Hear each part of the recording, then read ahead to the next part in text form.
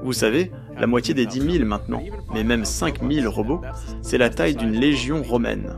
Pour info, c'est une pensée un peu effrayante, comme toute une légion de robots.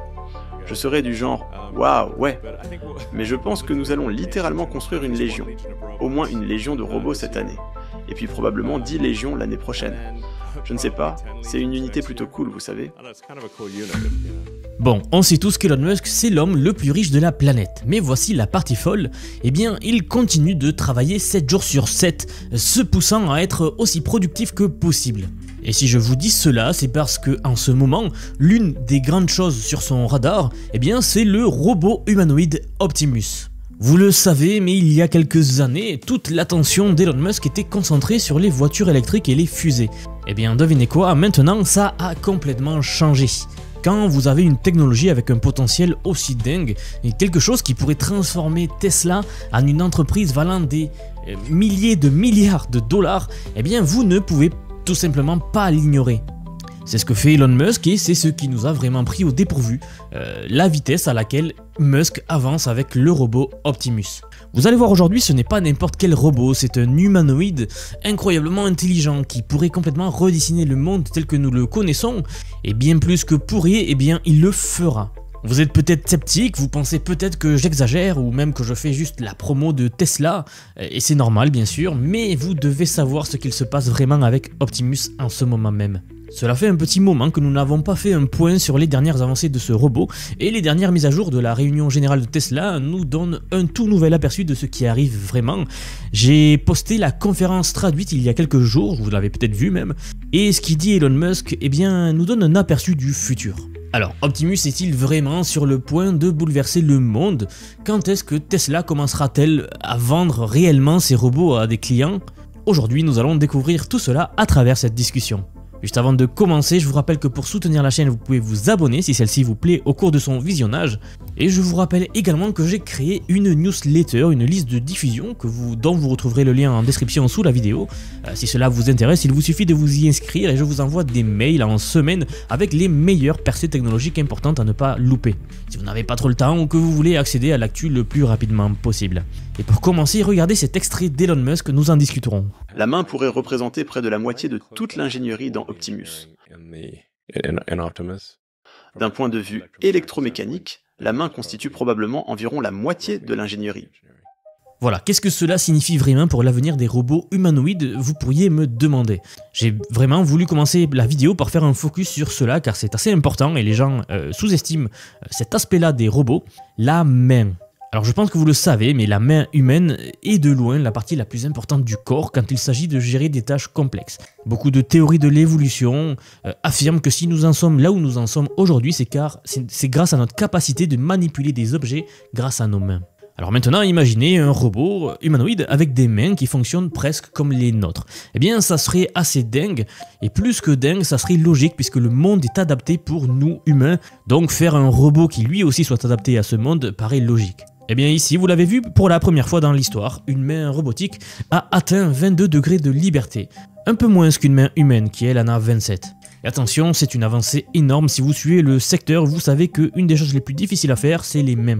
En fait, si le cerveau d'Optimus devient aussi intelligent que celui d'un humain et s'associe à cette main de niveau supérieur, disons, il pourrait effectuer 80% des tâches que nous faisons.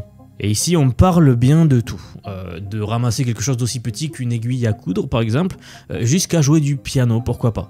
Bien sûr, soulever des objets lourds comme les humains, c'est encore un défi pour l'instant pour ces robots-là, mais à mon avis, c'est un des seuls vrais défis à résoudre aujourd'hui. Et n'oublions pas qu'Elon Musk lui-même a souligné qu'avec cette main, eh bien Optimus pourrait faire des choses au-delà de ce que nous pouvons même imaginer. Tout cela nous amène donc à la question suivante, pourquoi cette main est-elle un tel changement de donne ? Regardez ce qu'en dit Elon Musk. Nous avons essayé de placer les actionneurs dans la tête elle-même, mais on finit par avoir ces espèces de mains gigantesques. Oui, des mains géantes qui paraissent bizarres. Alors l'idée d'une main robotique n'est pas nouvelle, pour être honnête avec vous, elle existe depuis des années et des années, mais en fabriquer une, eh bien c'est une toute autre histoire. Voyez-vous, la main humaine est incroyablement complexe, comme on le disait tout à l'heure, avec des centaines de petits muscles travaillant ensemble pour créer une dextérité et une force extraordinaires. Alors vous pourriez rigoler lorsque je dis ça, mais la main humaine c'est vraiment un chef-d'œuvre d'évolution. Et c'est là que pour bouger naturellement, eh bien, une main robotique a besoin de toute une tonne d'actionneurs. Oui, c'est ça le problème majeur auquel s'est heurté le domaine de la robotique. Et bien en fait, ils étaient obligés d'en mettre trop. Ils devaient mettre beaucoup trop d'actionneurs, rendant l'ensemble beaucoup trop encombrant et perdant beaucoup de précision.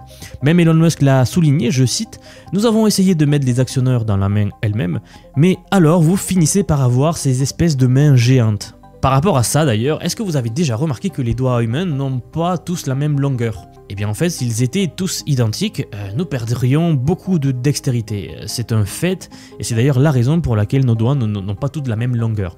Et c'est exactement pourquoi la main d'Optimus a aussi 5 doigts de différentes longueurs pour lui permettant en fait de faire des choses comme attraper une balle, saisir un plateau de batterie par exemple, ou porter une boisson, pourquoi pas.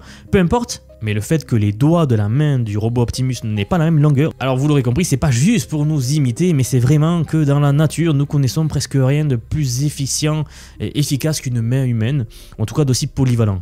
Et c'est là que c'est assez fou, écoutez bien, Musk a même révélé que près de la moitié des efforts d'ingénierie d'Optimus, de ce robot-là, ont été consacrés au perfectionnement de la main. C'est complètement dingue. Lorsque vous voyez le robot, eh bien dites-vous que la moitié des ressources investies ont été uniquement pour la main. Avec tout ce que je viens de dire, honnêtement, ça a du sens et je ne comprends pas pourquoi les gens n'en parlent pas suffisamment, car c'est un des points les plus cruciaux d'un robot humanoïde, c'est la main. Donc oui, Tesla a dû repenser tout le système mécanique pour juste faire bouger cette main robotique comme une vraie. Et ce qui est intéressant chez nous, les humains, eh bien la plupart des muscles qui contrôlent la main ne sont pas réellement dans la main. Ils sont par exemple dans l'avant-bras avec des tendons qui traversent le poignet pour bouger les doigts. Et devinez quoi? Eh bien oui, Tesla a utilisé le même principe pour son robot. C'est ce qui leur a permis d'ailleurs de passer outre cette limitation de se retrouver avec des mains géantes parce qu'il fallait énormément d'actionneurs. En fait, pour Optimus, les actionneurs sont placés dans l'avant-bras avec des systèmes de câbles agissant comme des tendons permettant aux doigts de bouger donc avec une précision et avec force. Voilà, juste ça, c'est un énorme bond en avant dans la robotique humanoïde et peu d'entreprises réussissent à faire ça, pour être honnête avec vous. Je ne sais pas si vous avez vu le dernier robot de Boston Dynamics, Jan a fait une vidéo, regardez ces mêmes, c'est simple, il en a pas. Ce sont des boules en fait à la place des mains et faites gaffe à tous les robots que vous voyez passer, en fait il y en a très peu avec des mains. Alors maintenant, la plupart des gens pensent au robot humanoïde comme quelque chose sorti tout droit d'un film de science-fiction, n'est-ce pas? Eh bien Elon Musk, lui, il n'essaie pas juste de construire un robot intelligent, en fait il veut les produire en masse. L'une des principales raisons pour lesquelles les robots humanoïdes n'ont pas encore décollé est assez simple en fait. Ils ne sont pas encore assez utiles et surtout ils sont ridiculement difficiles à fabriquer à grande échelle. Mais c'est là que Tesla pense pouvoir tout changer. Il vise à produire des millions de robots Optimus à l'avenir et au moins 5000 unités rien que cette année, regardez. Cette année, nous espérons pouvoir fabriquer environ 5000 robots Optimus. Techniquement, nous visons d'avoir assez de pièces pour en fabriquer 10 000, peut-être 12 000. Mais comme c'est un produit totalement nouveau, avec une technologie entièrement nouvelle, je dirais que nous aurons réussi si nous atteignons la moitié de l'objectif. Donc vous l'avez vu, Elon Musk s'est fixé un objectif ambitieux, 12 000 robots Optimus d'ici la fin de l'année. Mais même lui admet que c'est un nombre assez optimiste, pour être honnête avec vous. D'ailleurs, si Tesla réussit cela signifierait qu'il construirait un Optimus toutes les 44 minutes, ce qui est incroyablement rapide par rapport à n'importe quelle production de robots humanoïdes aujourd'hui. Cela dit, Musk est aussi réaliste donc, et il finit par dire qu'il pense que 5000 unités est un objectif beaucoup plus réalisable. Et honnêtement, ça a du sens. Produire en masse quelque chose de complètement nouveau comme ça, c'est pas nouveau. Surtout qu'on parle d'une des choses les plus difficiles qu'on ait jamais construites. Sans doute la chose la plus difficile qu'on ait jamais construite d'ailleurs. Sans parler de tous les problèmes qui s'accompagnent, tous les défis qui vont avec, donc en passant des problèmes de la chaîne d'approvisionnement à l'assemblage, en passant au test, à l'ajustement de la technologie, etc. Bref, Tesla a un avantage en fait, Tesla a maîtrisé la production à grande échelle des véhicules électriques, bien que, bon, bien sûr, les robots humanoïdes, c'est un tout autre jeu. Bien qu'au final, donc, Elon Musk reste assez confiant lors de cette dernière réunion Tesla. Il a clairement indiqué que c'est une affaire très importante, écoutez-le. Ma prédiction à ce sujet est que Optimus sera le plus grand produit de tous les temps, de loin. Rien ne s'en approchera même. Je pense qu'il sera 10 fois plus important que le plus grand produit jamais créé. Il n'y a pas si longtemps, juste l'année dernière, en fait, Elon Musk a déclaré avec audace que Tesla pourrait éventuellement produire jusqu'à 10 milliards de robots Optimus. Alors je dis pas que ça va forcément et définitivement se produire, mais la vraie question c'est la suivante pour vous. À votre avis, pourquoi est-ce que Tesla y croit aussi fermement ? Et pour répondre à ça, toujours lors de la réunion Tesla, eh bien Musk a clairement indiqué la chose suivante, écoutez. Tesla possède des éléments essentiels que les autres n'ont pas. C'est que notre robot a un véritable cerveau. C'est comme le magicien d'Oz. Il dispose d'une intelligence artificielle adaptée au monde réel. Tesla est donc leader en intelligence artificielle du monde réel. Ce que nous avons appris avec la voiture, nous le transférons au robot Optimus. Nous utilisons également notre expertise en moteur électrique, batterie, électronique de puissance et conception structurelle. Un autre élément majeur est que nous sommes très bons en fabrication. Donc oui, si vous pensez que l'avantage de Tesla n'est que technologique, eh bien détrompez-vous. En s'étendant au-delà des véhicules électriques, eh bien Tesla ne peut pas simplement compter sur son expertise en ingénierie pour dominer le marché, vous l'aurez compris. S'il ne s'agissait que des connaissances et d'expérience, eh bien il ne serait pas différent des autres entreprises technologiques. Boston Dynamics par exemple, ils sont incroyablement bons en robotique. J'en ai d'ailleurs fait une vidéo récemment, vous avez dû la voir je pense. Eh bien, je repose la question, à votre avis, qu'est-ce qui donne vraiment l'avantage à Tesla par rapport aux autres ? La réponse est assez simple, tout se résume à l'échelle et à la fabrication. En fait, en introduisant la robotique dans la production de masse, eh bien Tesla va exploiter ses deux plus grandes forces, donc construire des robots de pointe et les fabriquer à grande échelle. Comme l'a dit Elon Musk, Tesla ne veut pas simplement fabriquer des robots, ils veulent en fabriquer des milliards. Alors ça semble fou, peut-être, mais rappelez-vous que les gens pensaient autrefois que les véhicules électriques ne pourraient jamais remplacer les véhicules à moteur thermique. Je me souviens très bien des premières années du lancement de Tesla, personne, sauf peut-être Elon Musk, n'y croyait. Bien sûr, Optimus n'en est pas encore là, on n'en est qu'au début. Pour l'instant, il est encore fabriqué à la main, sans ligne de production automatisée comme le sont les véhicules électriques de Tesla. Mais maintenant, il ne fait plus aucun doute qu'il ne s'agit qu'une question de temps avant la production de masse des robots.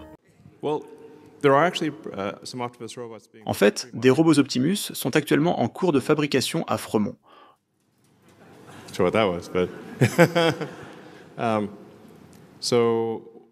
Nous prévoyons d'avoir également une ligne de production Optimus ici.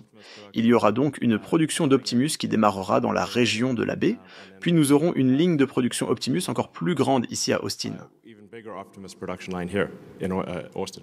Elon Musk a donc confirmé que plusieurs robots Optimus sont déjà en fabrication, en construction à Fremont, donc travaillant sur des tâches liées à leur propre développement. Donc c'est des robots qui se construisent eux-mêmes, c'est assez amusant à voir. Et cela signifie que la production a officiellement commencé, même si c'est encore à petite échelle bien sûr. Et en même temps, Musk a révélé que Tesla est en train de mettre en place une ligne de production Optimus dans la région de la baie, avec des plans pour une installation de fabrication encore plus grande à Austin. Tout cela nous montre clairement que Tesla adopte une stratégie étape par étape pour la production de son robot. Et donc ils commencent à Fremont où ils ont déjà de l'expérience dans la construction des véhicules électriques, mais ils vont peu à peu s'étendre. Et cela leur permet d'affiner le processus d'assemblage bien sûr des robots avant de monter en puissance, ce qui est logique et c'est une bonne stratégie si vous voulez mon avis. Et une fois que les choses fonctionneront bien dans cette première ligne, eh bien Austin, qui abrite la Gigafactory de Texas, deviendra le principal centre de production, fonctionnant donc à une échelle beaucoup plus grande, et c'est ce qui va permettre d'atteindre les objectifs fixés par Elon Musk. Je le répète, certains plaisantent qu'un robot Tesla pourrait construire un autre robot Tesla, ça sonne bien n'est-ce pas? Eh bien il ne faudrait pas trop plaisanter, je pense que nous n'en sommes pas encore là, mais ça pourrait très vite arriver. Voilà, donc comme il l'a dit, Tesla pourrait éventuellement produire des dizaines de millions, peut-être même des centaines de millions de robots Optimus par an d'ici des dizaines d'années. Cela signifierait une production à une vitesse incroyable, donc soyons réalistes, ça c'est une vision à long terme, mais je pense que tout le monde l'a compris maintenant. Un jalon plus crédible pour l'instant serait, disons, 1 million de robots Optimus par an. À cette échelle, Tesla construirait un robot Optimus toutes les 31 secondes, ce qui semble assez fou pour être honnête. Presque trop rapide pour être crédible. En fait, pour y parvenir, cette entreprise aurait besoin d'une chaîne de production de montage hautement automatisée où chaque composant, donc la batterie, l'actionneur, les capteurs, le châssis, etc., serait assemblé en fait avec une précision et une vitesse surtout extrême. La grande question, c'est combien de temps faudrait-il pour atteindre ce niveau à votre avis? Et plus important encore, Tesla peut-il y arriver avant que les concurrents le fassent également? Pour l'instant, il n'y a pas de réponse claire. Le vrai test sera de savoir si Tesla peut réussir à produire au moins 5000 unités Optimus cette année, comme ils l'ont dit, en fait c'est l'objectif qu'ils se sont fixés. Et cela nous donnera une bien meilleure idée de la vitesse à laquelle ils peuvent vraiment passer à l'échelle supérieure. Regardez l'extrait suivant. Je veux dire, en fin de compte, je pense que nous fabriquerons des dizaines de millions de robots par an environ. C'est vraiment un volume considérable. Peut-être 100 millions de robots par an. C'est dingue. Ça semble bien. Nous adorons ça. Oui. Voilà, vous avez vu, Elon Musk, il est confiant, mais il est aussi réaliste concernant le développement de ce robot. Alors, il espère que d'ici la seconde moitié de l'année prochaine, Optimus sera capable de fonctionner en dehors de l'environnement contrôlé de Tesla. Cela signifie que Tesla prévoit déjà d'étendre les tests en commençant en interne, en fait, avant de les lancer sur le marché, ce qui n'est pas bête. Le fait que Elon Musk souligne que les employés de Tesla auront accès au robot en premier a beaucoup de sens, parce que soyons honnêtes, tout le monde veut mettre la main sur un Optimus dès que possible, mais c'est là que Tesla a une bonne raison pour cette stratégie. D'abord, en vendant Optimus aux employés en premier, eh bien, Tesla peut recueillir des retours d'expérience réels directs, en fait, c'est pas bête du tout. C'est ce dont ils auront énormément besoin avant de lancer la vente de masse. Musk a lui-même admis qu'Optimus pourrait encore avoir quelques bugs en fait dans les premières phases, en tout cas dans les premières versions. Et certains plans, certains objectifs se réaliseront bientôt cette année, d'après Musk, mais d'autres seront des histoires pour des nombreuses années à venir. Donc ma question c'est la suivante, qu'est-ce que vous pensez de tout cela? Est-ce qu'Optimus est vraiment l'avenir ou c'est juste un rêve ambitieux de plus d'Elon Musk? La seule chose que je tiens à dire, c'est que pour l'instant, tous les rêves de Musk se sont réalisés, donc pourquoi pas celui-ci? Et d'ailleurs, juste avant de finir, si je vous disais que vous aussi, vous pouvez faire partie de cette révolution technologique, en ce moment, je vous apprends l'IA. Je vous propose une formation en IA qui va vous permettre de comprendre et de maîtriser ces technologies du futur, comme celle qui propulse Optimus, ce qu'il y a derrière en fait, l'IA. Alors elle est super accessible, vraiment pas chère par rapport à tout ce que vous allez apprendre. J'ai déjà reçu des tonnes de retours positifs d'élèves qui adorent. On est nombreux, alors ne ratez pas cette chance de rejoindre le mouvement et de vous préparer à un monde dominé par l'IA, ou en tout cas à savoir exploiter l'IA qui existe aujourd'hui. Le lien il est juste en dessous dans les commentaires ou dans la description, alors n'hésitez pas, cliquez maintenant et rejoignez-nous. On se retrouve de l'autre côté pour construire l'avenir ensemble. Dans tous les cas, merci d'avoir regardé cette vidéo. N'oubliez pas de cliquer sur le bouton j'aime si vous l'avez apprécié, de vous abonner si ce n'est pas déjà fait et de partager la vidéo si vous voulez le montrer à vos proches. En tout cas, j'apprécie tout votre soutien et j'ai hâte de vous retrouver dans la prochaine vidéo. Je vous dis donc à bientôt. Si cette analyse vous a intéressé et que vous voulez aller encore plus loin dans la compréhension des enjeux géopolitiques actuels, je vous invite à découvrir ma nouvelle chaîne Vision Actu. Vous y trouverez des analyses approfondies sur ce sujet et bien d'autres qui façonnent notre présent et notre futur. N'oubliez pas de vous abonner aux deux chaînes pour ne rien manquer. A très bientôt pour de nouvelles analyses.